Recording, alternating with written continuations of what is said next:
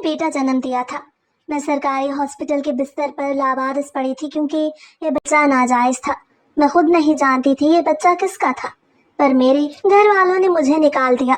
मैं बच्चे को लेकर एक दारुल अमान में रहने लगी जब एक अमीर कबीर आदमी वहां खैरात करने आया।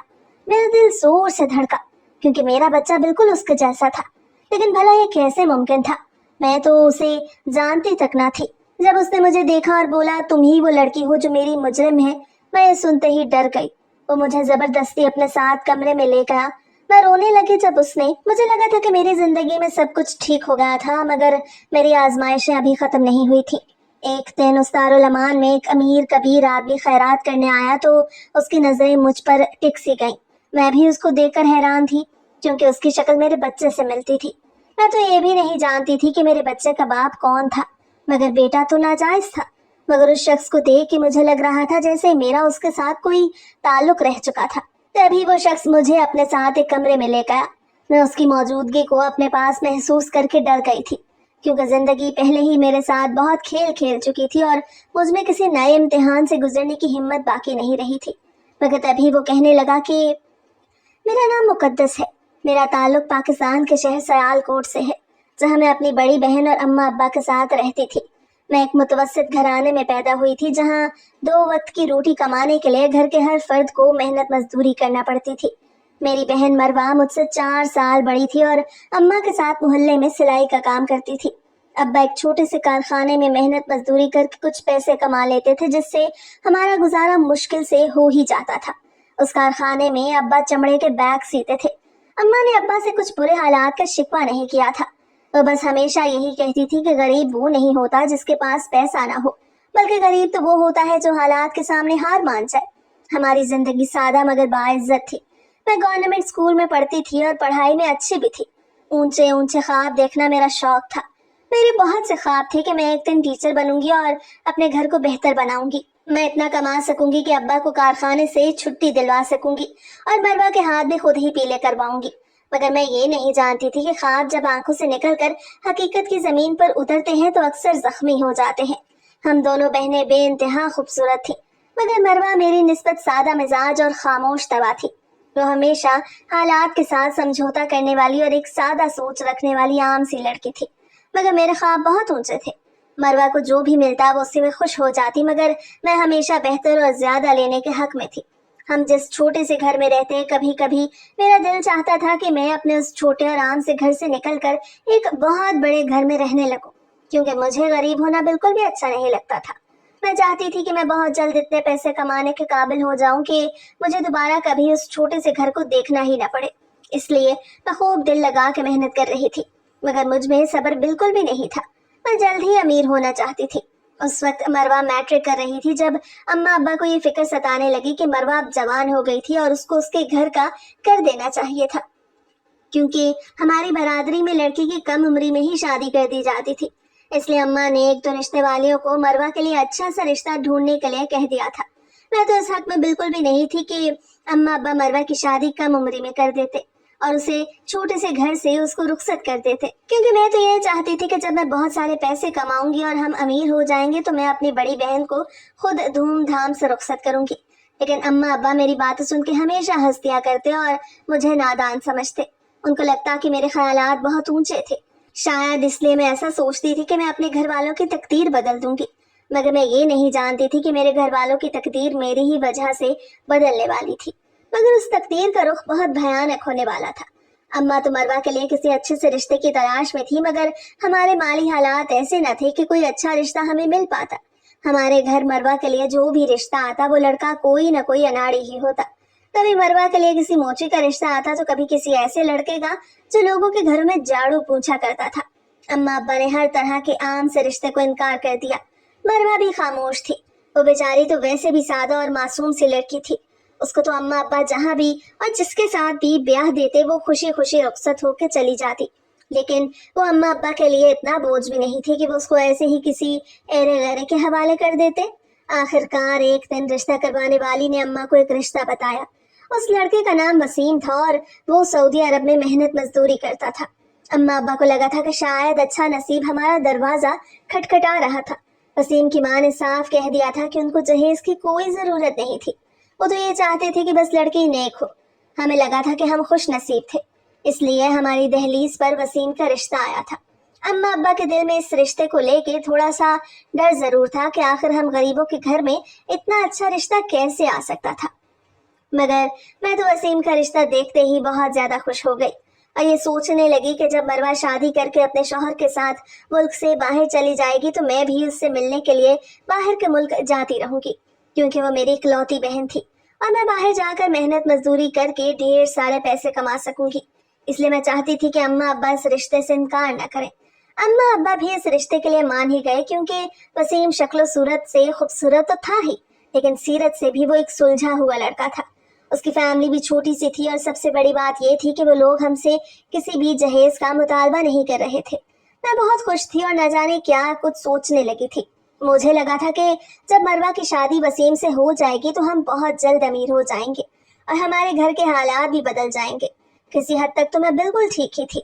हमारे घर के हालात बदलने तो वाले ही थे, मगर मैं ये नहीं जानती थी कि उनका रुख किस सिमत में जाने वाला था। शादी की तारीख तय हो गई। मैं बहुत ज्यादा खुश थी। जब भी वसीम के घर वाले आते तो मैं भाग भाग के उनकी खिदमतें करती। मुझे इस बात की परवाह नहीं थी कि मरवा मेरी इकलौती बहन थी और शादी के बाद मुझसे बहुत दूर जाने वाली थी। मुझे गर्ज थी तो सिर्फ इस बात से कि मरवा की शादी कैसे लड़के के साथ हो रही थी जो हमसे अमीर था।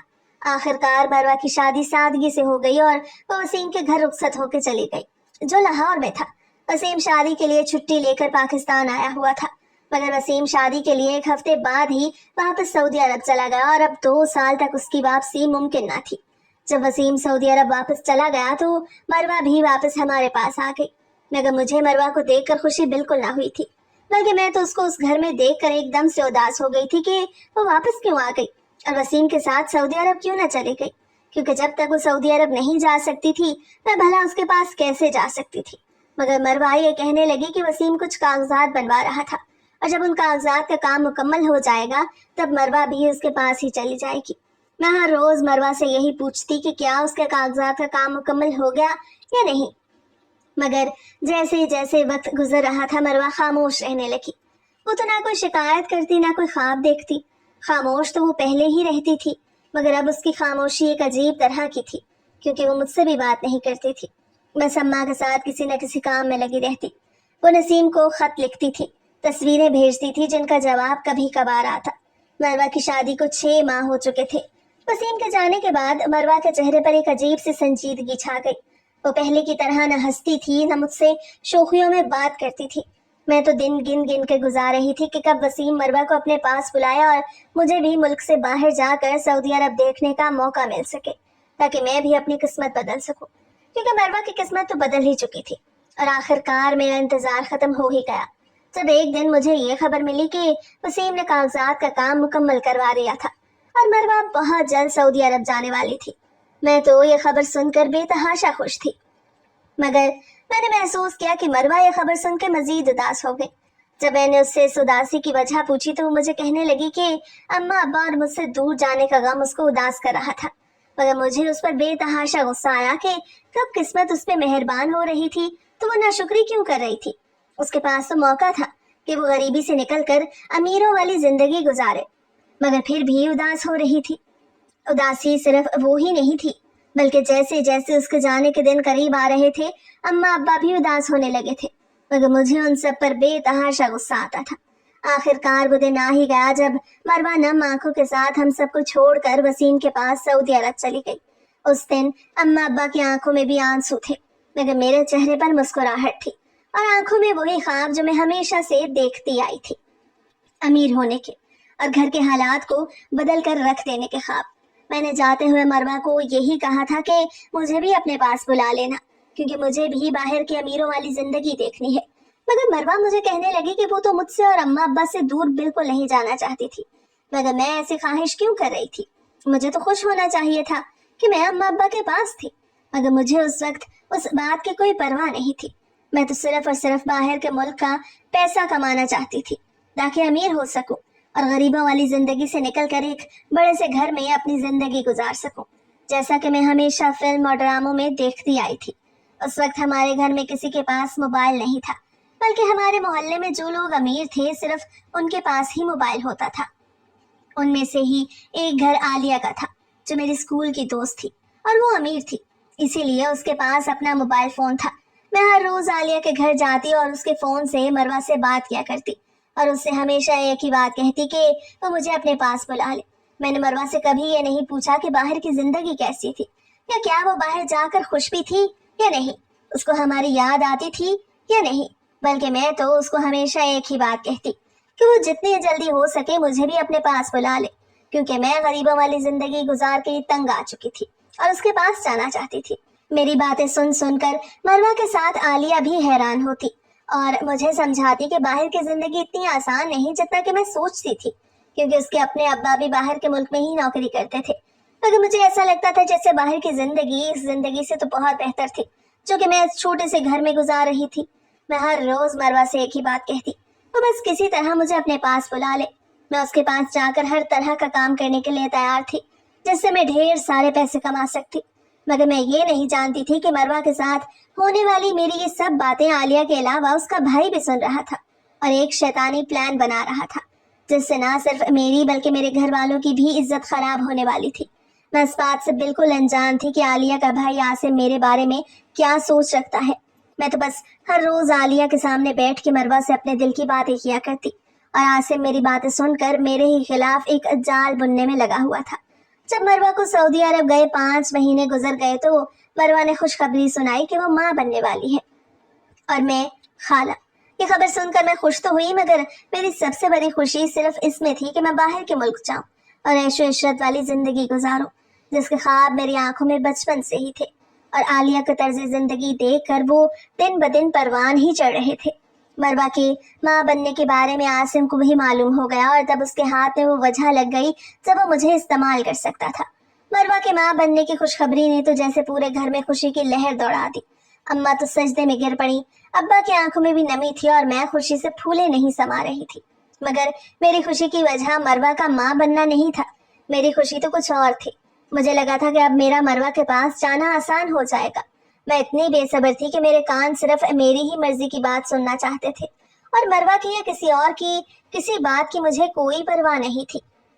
مروہ کی تھکن، اس کے دکھ، اس کی قربت کی کمی یا اس کی تنہائی مجھے دکھائی ہی نہیں دیتی تھی۔ میں تو بس اپنے خیالوں میں خود کو سعودی عرب کے ایک بڑے سے شاپنگ مال کے کیش کاؤنٹر کے پیچھے دیکھتی تھی، یا کسی ہال میں ویلکم ڈرنکس پیش کرتے ہوئے دیکھتی، یا خوبصورت لباس میں فیشن شوز میں جیسے میں فلموں ڈراموں میں دیکھتی تھی۔ ایک دن جب میں مروہ سے بات کرنے عالیہ کے گھر گئی تو عاصم نے مجھے خود سے مخاطب کیا اور کہنے لگا، مقدس کیا تم واقعی باہر اپنی بہن کے پاس جانا چاہتی ہو؟ عاصم کی بات سن کر تو جیسے میں چونک ہی گئی۔ پہلی بار وہ براہ راست مجھ سے بات کر رہا تھا، مگر میں نے فوراً اس بات میں سر ہلا دیا۔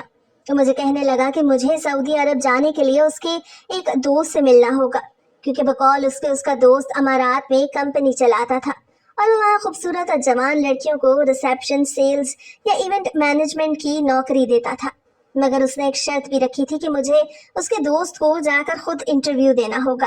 میں نے کچھ بھی سوچے سمجھے بغیر بےتابی سے بس یہی پوچھا کہ مجھے کہاں اور کب جانا تھا۔ عاصم مجھے کہنے لگا کہ وہ مجھے خود وہاں لے جائے گا اور عالیہ بھی ہمارے ساتھ ہی ہوگی، اس لیے مجھے فکر کرنے کی ضرورت نہیں۔ یہ سن کر میرے دل کو سکون سا ملا، اور عالیہ بھی میرے ساتھ ہوگی۔ اس وقت مجھے یہی لگا کہ شاید قسمت کا دروازہ کھل رہا تھا۔ میں نے اماں سے کہا کہ میں عالیہ کے ساتھ لاہور جا رہی تھی، اس کی خالہ کے ہاں۔ اماں بھی عالیہ کے نام پہ فوراً مان گئی۔ اگلی شام عالیہ اور عاصم مجھے لے کے لاہور روانہ ہو گئے۔ گاڑی میں خوش گپیاں ہو رہی تھی، مگر میرے دل میں ایک عجب سی بے قراری تھی، جیسے کوئی انجانا خوف دل میں سرسرا رہا تھا۔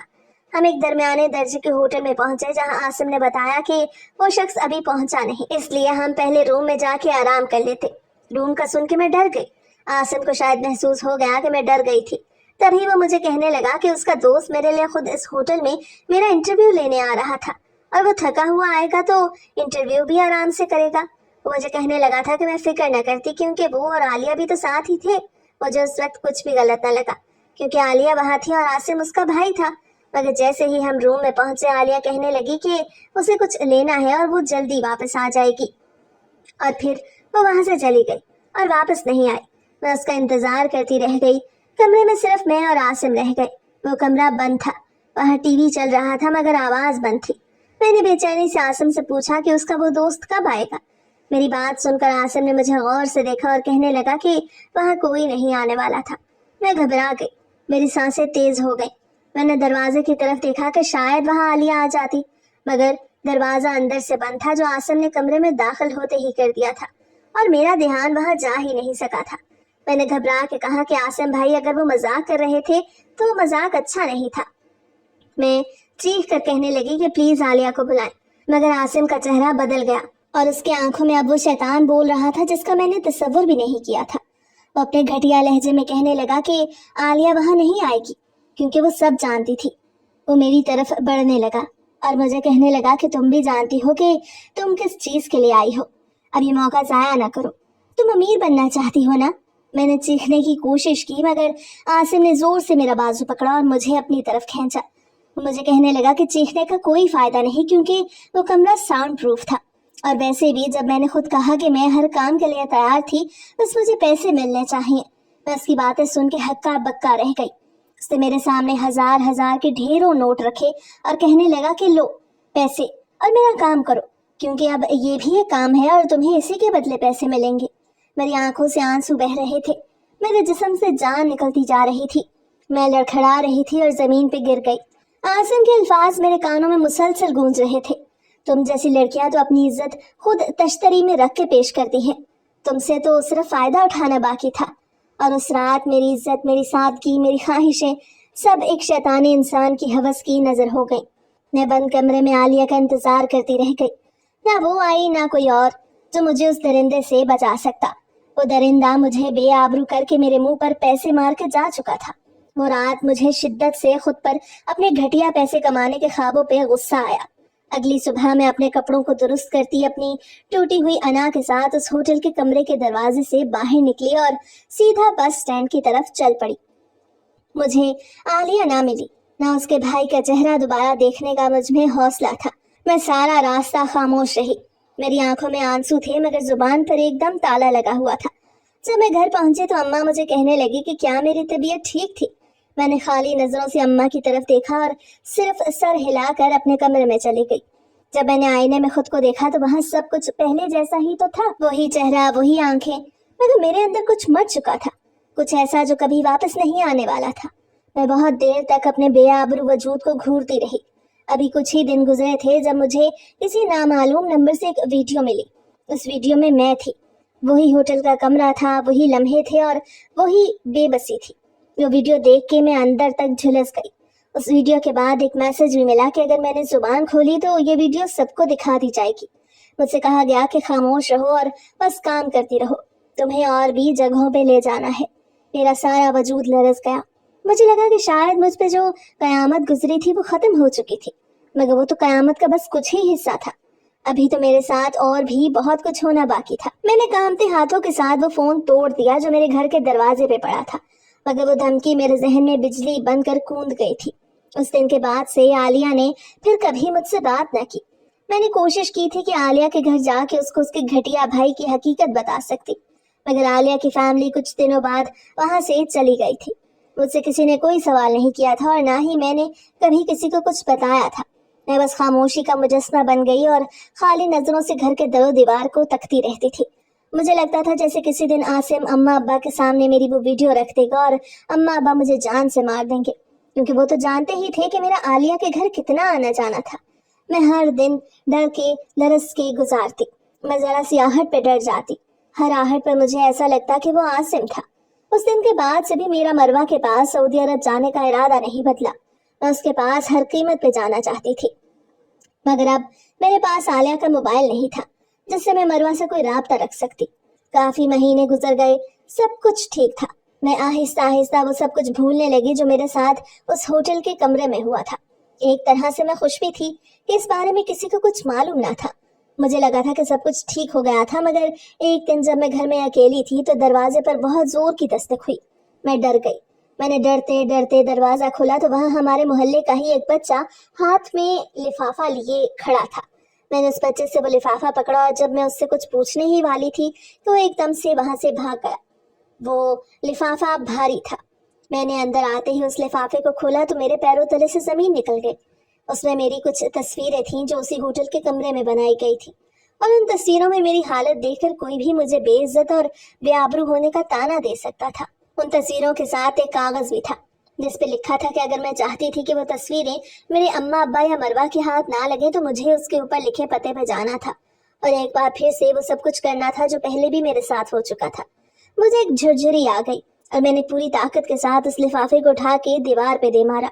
मेरे जहन में तरह तरह के ख्यालात आ रहे थे कि अगर मैं उस भेजे हुए पते पे ना गई तो ना जाने मेरे साथ क्या कुछ हो जाएगा।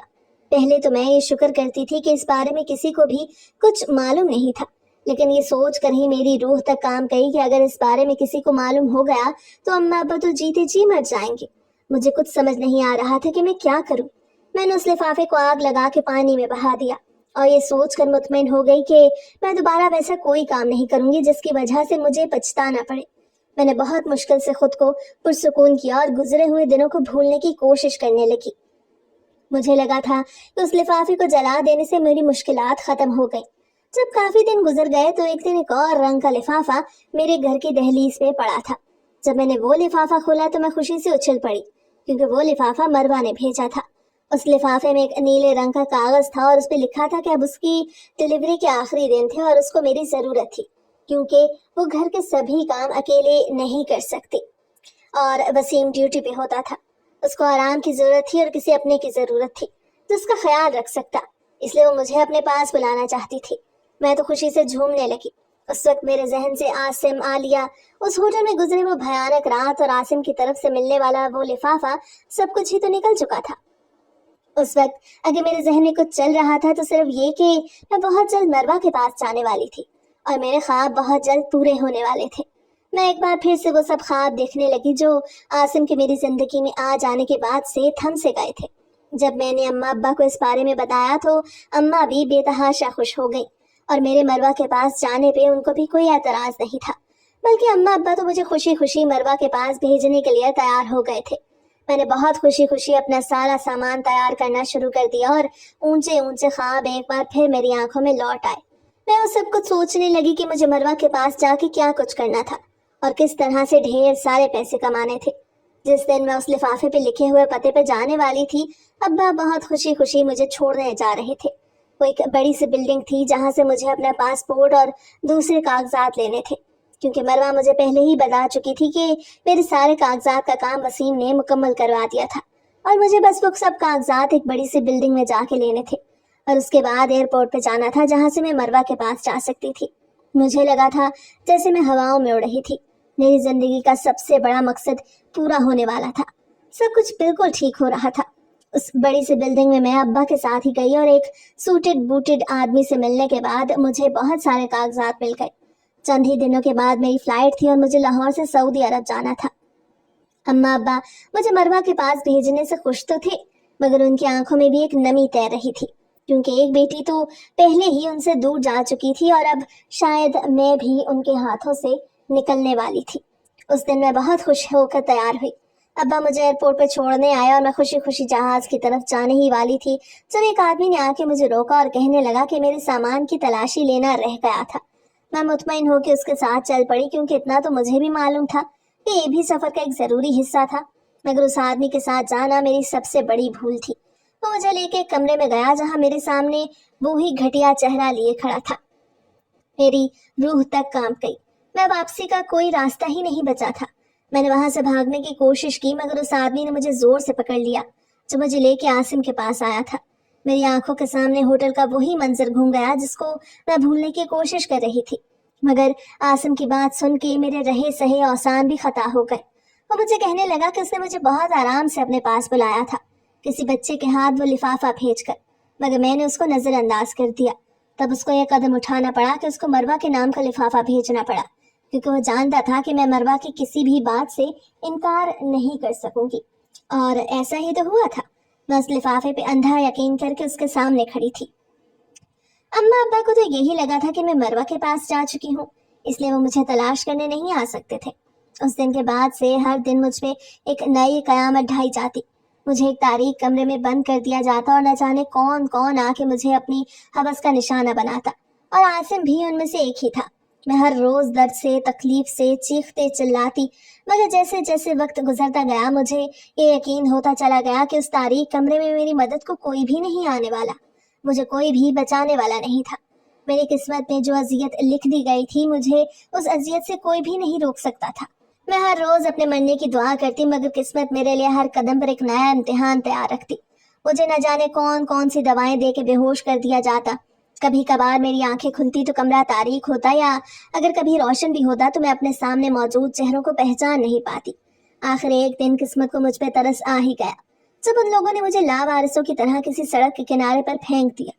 شاید ان کا دل مجھ سے بھر گیا تھا، یا میں ان کے کسی کام کی نہیں رہی تھی۔ جب مجھے ہوش آیا تو میرے جسم میں جان نہیں تھی۔ مجھے کچھ لوگوں نے پانی پلایا اور مجھ سے میرا نام اور پتہ پوچھنے لگے۔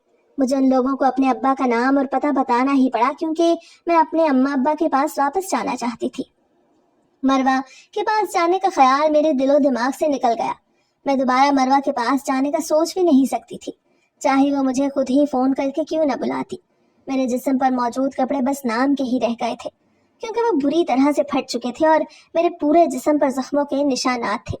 کوئی بھی میری حالت دیکھ کے اندازہ کر سکتا تھا کہ میرے ساتھ کیا کچھ ہو چکا تھا۔ جب میں اماں ابا کے پاس پہنچی تو ان کی آنکھیں پھٹی کی پھٹی رہ گئی۔ اماں تو مجھے دیکھتے ہی اونچا اونچا رونے لگی اور بار بار اپنے سینے پہ ہاتھ مارتی۔ ابا تو ایک لفظ تک نہ بول سکے، ان کو جیسے سام سونگ گیا۔ ان کی خاموشی بہت گہری تھی۔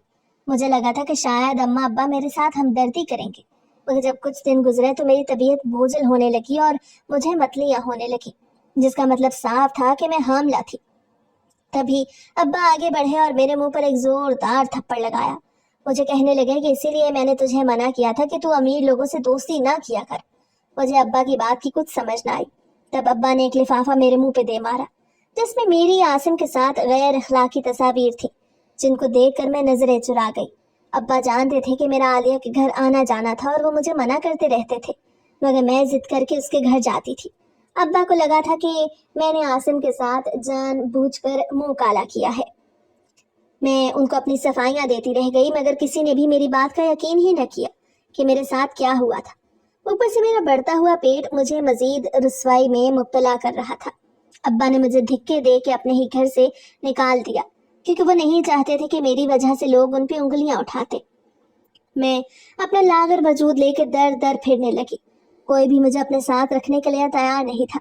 میں کبھی کسی سڑک کنارے سو جاتی اور کبھی کسی پارک میں بڑے بینچ پہ سو جاتی، جہاں پر میری ہی جیسی اور بھی بہت سی بھکاری عورتیں سو رہی ہوتی۔ میں بھیک مانگ کے اپنا گزارا کر رہی تھی۔ امیر ہونے کے سب خواب ایک تلخ حقیقت کا روپ دھار کے میرے بچے کچے وجود کو نوچ رہے تھے۔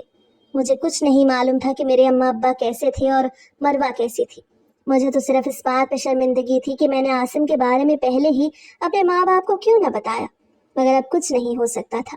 جب میرے بچے کی پیدائش کا وقت آیا تو نہ جانے مجھے کون عورتیں ایک سرکاری ہاسپٹل میں چھوڑ گئیں، جہاں پر میں نے ایک بیٹے کو جنم دیا۔ میں نہیں جانتی تھی کہ اس بچے کا باپ کون تھا، مگر وہ بچہ بے حد معصوم تھا۔ اس کو دیکھ کر میں اپنے اوپر گزرنے والی ہر قیامت کو بھول چکی تھی۔ مجھے لگا تھا کہ مجھے جینے کا مقصد ایک نئی وجہ مل گئی تھی۔ میں ہر روز اس بچے کو سینے سے لگا کے خود میں جینے کی ایک نئی ہمت پیدا کرتی۔ پہلے تو میں اکیلی تھی، اس لیے کبھی کسی سڑک کنارے سو جایا کرتی، مگر اب میرے ساتھ ایک بچے کی زندگی بھی جڑی تھی، جس کو میں اپنی طرح سڑک پہ نہیں چھوڑ سکتی تھی۔ تبھی میں نے ایک دارالامان میں پناہ لی۔ میں اس دارالامان میں محنت کرتی، وہاں پہ ہر وہ کام کرتی جو میں نے اپنے گھر میں کبھی نہیں کیا تھا۔ میں وہاں پر لوگوں کے گندے کپڑے دھوتی، ان کے میلے کچلے برتن صاف کرتی اور ان کے کمرے کی گندگی اٹھاتی، صرف اور صرف اپنے چھوٹے طلال کے لیے۔ میری دنیا طلال سے ہی شروع ہو کر اسی پہ ختم ہو جاتی، اور میں اس کے لیے ہر کام کرنے کے لیے تیار تھی، چاہے اس کے لیے مجھے لوگوں کے جوتے ہی کیوں نہ صاف کرنے پڑتے۔ جیسے جیسے طلال بڑا ہو رہا تھا، اس کی خوبصورتی میں بھی اضافہ ہوتا جا رہا تھا۔ خوبصورت تو میں بھی تھی ہی، مگر مجھے یقین ہو گیا کہ اس کا باپ جو بھی تھا وہ ایک وجیح شخصیت کا مالک تھا۔ تبھی طلال میں بھی ایک عجیب کشش تھی جو مجھے اپنی طرف کھینچتی تھی۔ مجھے لگا کہ میری زندگی میں جتنی بھی آزمائشیں تھیں وہ سب ختم ہو چکی، مگر ایک دن جب ایک بہت امیر کبیر آدمی دارالامان میں خیرات کرنے آیا تو میری نظر اس پہ جم کے رہ گئی، کیونکہ طلال کے چہرے میں اس کی شباہت تھی۔ وہ آدمی بھی طلال کو اور مجھے دیکھ کے ٹھٹک گیا اور میرے قریب آ کے کہنے لگا، کیا میں اس کو جانتی تھی؟ میں اس کے سوال پہ حیران رہ گئی۔ مجھے کچھ سمجھ نہیں آ رہا تھا کہ آخر میرا اتنے کبیر امیر آدمی سے کیا تعلق۔ मगर उस आदमी की नजरें तलाल पर से हट ही नहीं रही थी। तलाल का भी वही रंग और रूप था, वही कद काठ था जो उस आदमी का था। तभी वो आदमी दारुल अमान वालों से बात करके मुझे और तलाल को अपने साथ ले जाने लगा। मेरे दिलो दिमाग में माजी के सब लम्हात गुजर गए। मैंने उस आदमी के साथ जाने से इनकार कर दिया, मगर तभी वो मुझे कमरे में ले गया और कहने लगा कि वो तलाल का बाप था। मैं उसकी बात सुनकर अपनी जगह से हिल नहीं सकी। वो मेरे सामने घुटनों के बल बैठ के मुझसे माफी मांगने लगा और कहने लगा कि वो ही मेरा मुजरिम था। उसने अपने कुछ दोस्तों के साथ मिलके मेरे साथ बहुत गलत किया, मगर मेरे साथ गलत करने के बाद उसको एक लम्हा भी सुकून मुयस्सर न हुआ। उसका नाम तैमूर था और वो शहर का बहुत बड़ा बिजनेसमैन था। उसके पास किसी भी चीज की कमी नहीं थी, मगर हर रात मेरा चेहरा उसके सामने किसी भयानक ख्वाब की तरह आ जाता। तैमूर की एक बहन थी जो मेरी ही उम्र की थी और उसकी इज्जत भी किसी ने खराब कर दी। तब उसको एहसास हुआ कि उसने भी किसी लड़की के साथ गलत किया। तभी तो उसकी बहन के साथ भी वो सभी कुछ हुआ। वो बहुत अरसा मेरी तलाश में था, इसलिए मेरे नाम का सदका हर जगह दिया करता था। हर जगह मेरे नाम की खैरात दिया करता था ताकि किसी तरह अपने गुनाह का कफारा अदा कर सके। मगर वो ये नहीं जानता था कि एक दिन उसका गुनाह उसकी आंखों के सामने आ खड़ा होगा। मुझे भी उसकी बातों पे कुछ कुछ यकीन तो हो ही गया, क्योंकि तलाल बिल्कुल तैमूर की कॉपी ही तो था। उसके भी तो वही नैन नकूश थे जो तैमूर के थे। मैं बहुत मुश्किल से तैमूर के साथ जाने के लिए तैयार हुई थी, क्योंकि मेरे पास उसके सिवा और कोई चारा नहीं था। आज मुझे तैमूर के निकाह में रहते हुए 2 साल गुजर गए हैं। तैमूर आसिम का ही कोई दोस्त था और उन्हीं लोगों में शामिल था जिन्होंने मेरी इज्जत खराब की थी। मगर सच कहते हैं कि खुदा की लाठी बेआवाज होती है। उसने जो कुछ मेरे साथ किया था वही कुछ उसकी बहन के साथ भी हुआ था, और वो जिंदा नहीं रही थी। तब उसको अपने गुनाह का एहसास हुआ और उसने मुझसे माफी मांगने के साथ साथ आसिम को सजा भी दिलवाई। आज आसिम अपनी बाकी जिंदगी जेल में गुजार रहा है। अभी तक मेरी आलिया से कोई मुलाकात नहीं हुई। अब मैं आलिया की तलाश में हूँ ताकि उससे पूछ सकूं कि उसने मेरे साथ इतना बड़ा धोखा क्यों किया। मरवा के यहाँ भी एक बेटी पैदा हुई, मगर मेरे घर वाले दोबारा मेरी शक्ल नहीं देखना चाहते, क्योंकि उनको लगता है कि मेरे साथ जो कुछ भी हुआ उस सब में मेरा अपना ही कसूर था। आज मेरे पास रुपए पैसे की कोई कमी नहीं, मगर अब मुझे इस रुपए पैसे की कोई तलब ही नहीं रही।